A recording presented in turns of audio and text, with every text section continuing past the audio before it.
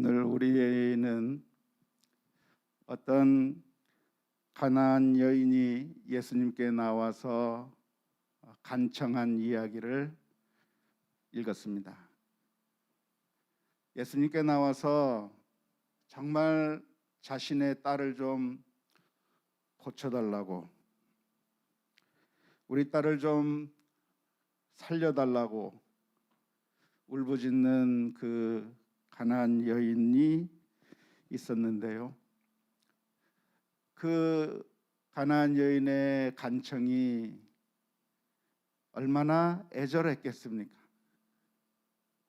정말 예수님 앞에 울부짖으면서 도와달라고 그렇게 이야기했을 겁니다.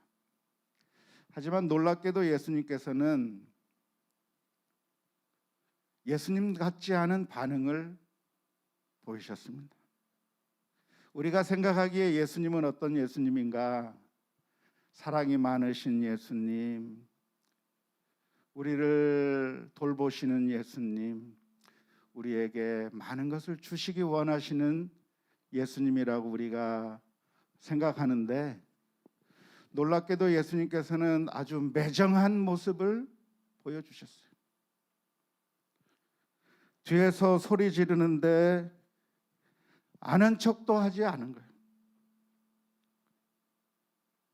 소리 지르는데 아는 척도 하지 않고 그냥 지나가시는데, 그러는 모습이 제자들이 바라볼 때 너무나도 안타까웠던 거죠.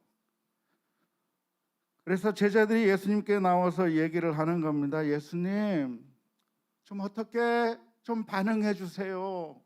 저 가나안 저 여인의 저 울부짖음을 못 들으셨습니까? 좀 어떻게 좀 해주세요. 제자들이 나와서 예수님에게 부탁을 한 겁니다.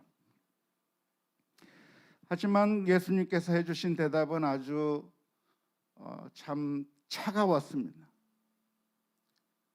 한마디로 말하면 저 여자는 나와 상관이 없다는 겁니다. 난 저 여자 모른다는 얘기입니다. 내가 왜 저 여자의 이야기를 들어줘야 되느냐라고 말씀해 주시는 것이죠. 예수님의 말씀은 이렇습니다. 나는 이스라엘 집에 잃어버린 양 외에는 다른 데로 보내심을 받지 아니하였다고 말씀하시는 것이죠. 내게 주어진 사명도 아니고 내가 돌봐야 될 여인도 아니고 내가 돌봐야 될 하등의 이유가 없다고 말씀하셨습니다.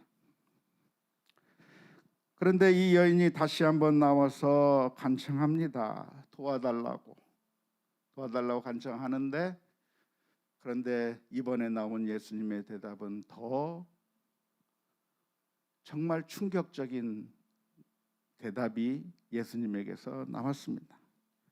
예수님께서 뭐라고 말씀하시냐면, 자녀의 떡을 취하여 개들에게 던짐이 마땅하지 않다. 이 말씀은 무슨 이야기입니까? 비유로서 하신 말씀인데, 저 여인은 자녀가 아니라는 거예요. 개라는 거예요. 사람이 먹는 걸 왜 개에게 주느냐, 자녀에게 줘야 될 것을 왜 개들에게 줘야 되느냐라고 모욕하면서 이야기를 한 겁니다. 그럴 때 이 여인은 너무나도 아마 충격을 받을 수도 있는, 정말 화가 날 수도 있는 모욕적인 언사를 예수님께서 해 주셨습니다. 이러한 예수님의 모습이 너무나도 우리가 기대하는 예수님과는 좀 다르기 때문에 많은 사람들이 이 본문을 가지고 해석하면서 혹은 설교하면서 여기서 말하는 개는 어떤 개냐, 오늘날 우리들이 집에서 기르는 애완견, 푸들이나 비숑이나 뭐 이런 귀여운 강아지를 이야기하는 것이라고 그렇게 해석해서 예수님의 그 차가운 면을 가능하면 좀 덮어주려고 하는 그런 시도들을 많이 하곤 합니다. 하지만 헬라어 원문을 보면 여기서 개라고 표현된 이 헬라어 원문을 보면 크나리온으로 되어 있어요. 이것은 이온이라고 하는 것은 지소사라고 해서 조그만 것을 나타내는 표현입니다. 그러니까 개 중에서도 그냥 개가 아니라 어떤 개예요? 조그만 개, 새끼 개. 그러니까 이것은 그냥 작고 귀여운 그런 강아지라고 사람들이 해석하려고 하는 경향들이 많이 있습니다.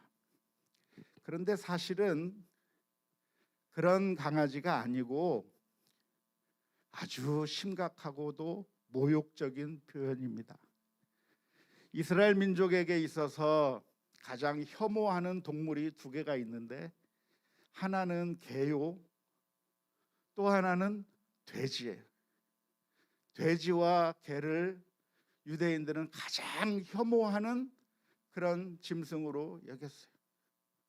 그래서 자신을 낮추려고 할 때 뭐라고 표현하냐면 죽은 개와 같은 나에게라고 하는 표현을 써서 자기 자신이 정말 비천한 존재라고 하는 사실을 나타내는 그런 표현들이 성경에 기록되어 있을 정도입니다. 그러니까 예수님께서 해주신 이 말씀은 자녀의 떡을 취하여 개들에게 던짐이 옳지 않다고 그냥 밋밋하게 우리 한국말 성경으로 번역해 놨지만 사실 예수님께서 해주신 말씀의 의미는 무슨 의미냐면 자녀의 떡을 취하여 개새끼한테 줄 수 없다는 거예요. 개새끼한테. 그냥 개도 아니고 저 개새끼한테 줄 수가 없다는 그런 모욕적인 언사를 예수님께서 하셨습니다.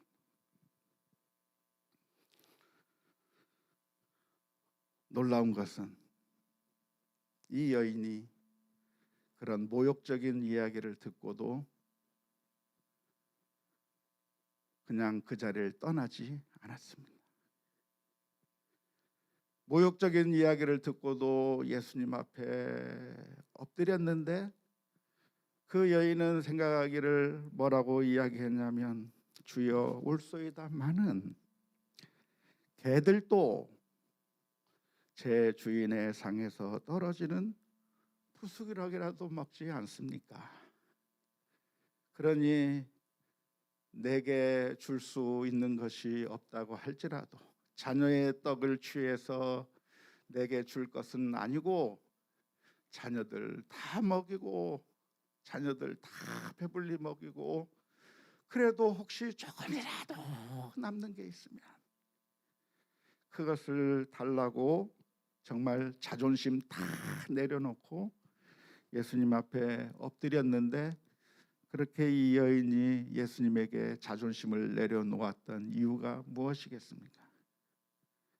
그것은 바로 자신의 자녀를 사랑하는 마음 때문에 그런 것이죠.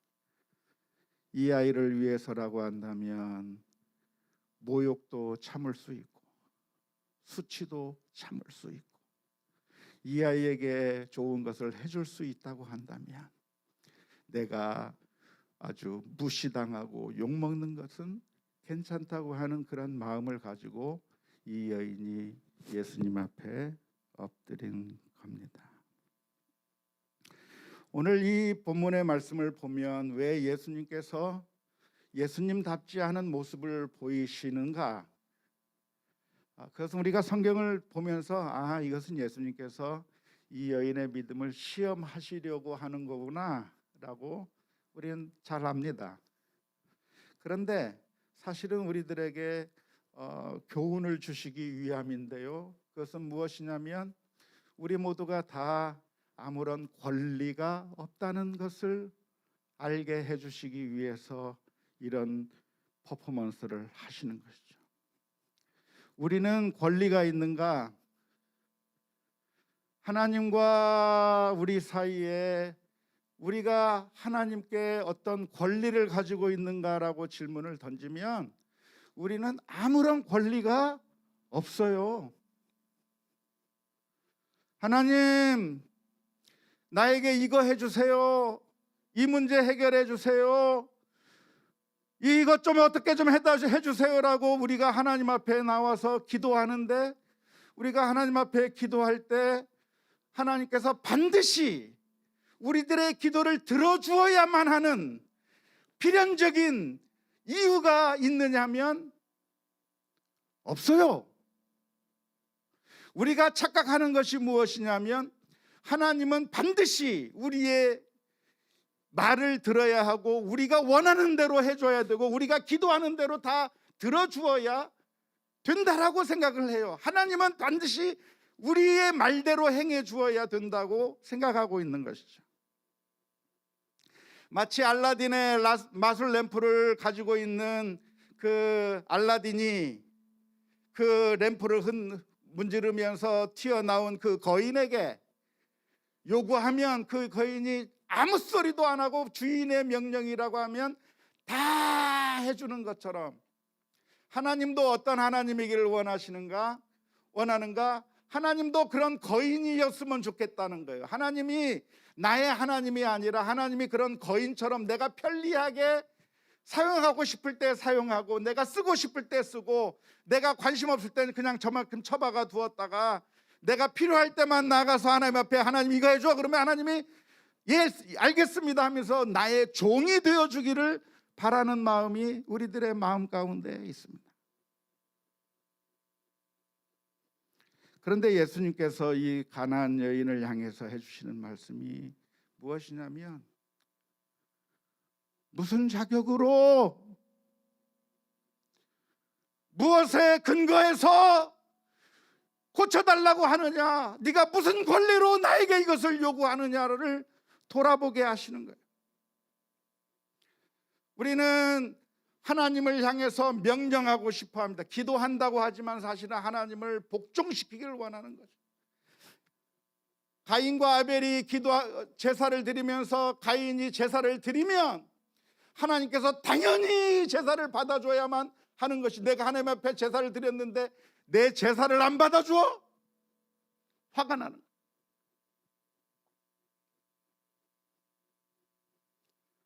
그런데 오늘 우리가 반드시 기억할 것이 있다고 한다면 하나님이 왜 우리의 기도를 들어줘야만 하는 거냐고요.